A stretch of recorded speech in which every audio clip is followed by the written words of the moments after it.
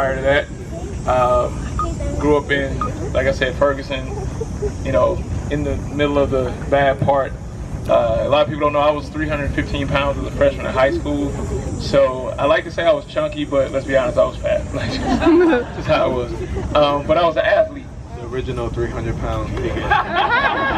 No, Dave's my boy, so I don't want Dave to be like, yeah. He our boy, yeah, my boy too. But yeah, I was original. So, no, I was an athlete, so I never really paid attention to what the 315 was doing to me. I got to college, played college basketball, and when I went to grad school, that's in Miami, which was where I live now, something triggered. I just wanted to try a vegetarian. Like, I always wanted to do it back home, but I was surrounded by people that influenced me. And even though I never told them I wanted to be vegetarian, I already had thought about the hate and the bullshit I was going to go through just by saying, hey, look, I don't want to kill anything anymore. I just want to, like, live compassion. They'd be like, yeah, right. Here goes the steak. So I just avoided that. And when I moved to Miami, I was starting fresh, and I did that myself. And within 2 years, my mother was diagnosed with colon cancer. And when she was diagnosed with colon cancer, I remember talking to the doctors and doing my research. And I remember asking the doctor, you know, like, hey, man, how did this happen? And he was like, you know, too much animal protein in the system, fried foods, fatty foods. And to this day, now I understand it was actually a rare occurrence for that doctor to tell me that information. A lot of times, you know, back then I was like, wow, really? So I did my own research, and then that's when I transitioned myself. And I really didn't think it was going to be this big of a deal. You know, like, I thought it was just like a normal thing. Like, I want to transition over. And then, like I said, a lot of people, I don't know if you ever heard of P90X at all. So if you ever want to laugh, go look at like all the ads and the commercials. Yeah, I was all over all those. So when people found out I was vegan and I did the P90X, they were like, wait a minute, so you can be vegan and you can work out? And I'm like, yeah, why can't you? So I started my own company and everything, and it had been 10 years for then, so I guess we're all saying our age. So I just got carded for a lottery ticket back in Miami, which you only got to be 18 for that.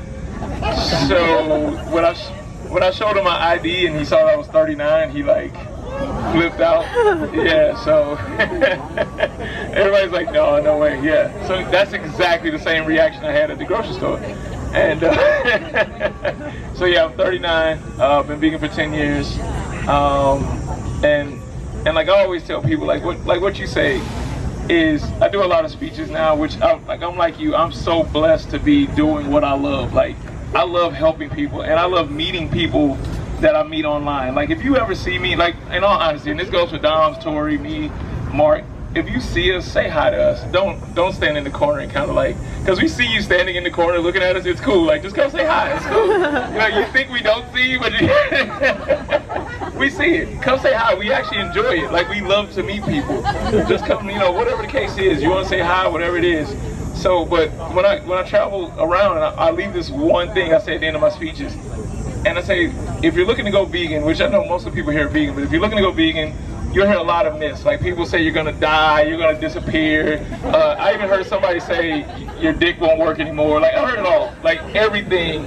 But one thing I can say is that you can check any hospital in the world. You can check the most expensive place.